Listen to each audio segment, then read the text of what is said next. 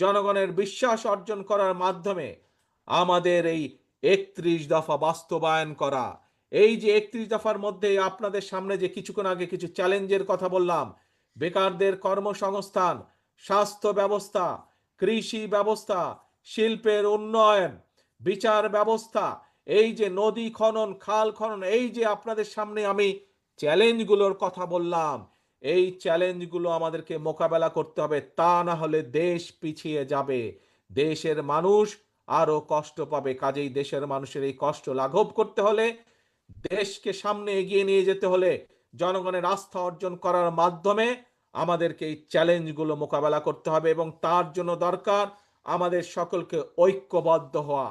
তার জন্য দরকার আমাদের নিজেদেরকে ডিসিপ্লিন হওয়া। আমাদেরকে ডিসিপ্লিন হওয়া দরকার, আমাদেরকে ঐক্যবদ্ধ হওয়া দরকার।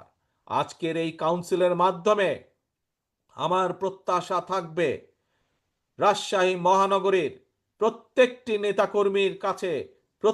নেতাকর্মীর কাছে আমার প্রত্যাশা থাকবে আজকের এই কাউন্সিলের মাধ্যমে আমরা শপথ গ্রহণ করব যে আমরা সকলে ইনশাল্লাহ ঐক্যবদ্ধ থাকব, এক, এবং আগামী দিনে জনগণের আস্থা অর্জনের মাধ্যমে আমরা দেশকে পুনর্গঠনের কাজে হাত দেব। এটা হচ্ছে দুই। কি হলো তাহলে? আজকে আমরা দুটি শপথ নিচ্ছি।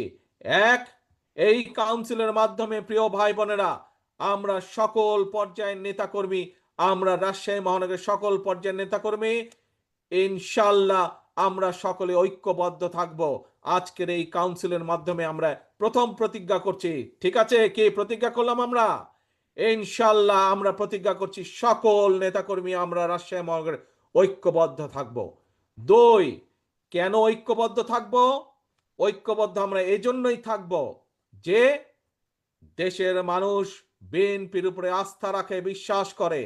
তাদের সেই আস্থা এবং বিশ্বাসের মূল্যায়ন করতে হবে।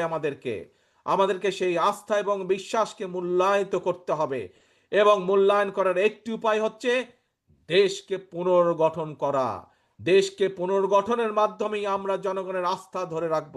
কাজে আসুন, প্রতিজ্ঞা দুইটি: এক, ঐক্যবদ্ধ থাকা; দুই, আগামী দিনে ইনশাল্লাহ জনগণের আস্থা অর্জনের মাধ্যমে দেশ আমরা পুনর্গঠন করব। যে চ্যালেঞ্জ আছে সেই চ্যালেঞ্জগুলো আমরা মোকাবেলা করে দেশকে সামনে এগিয়ে নিয়ে যাব।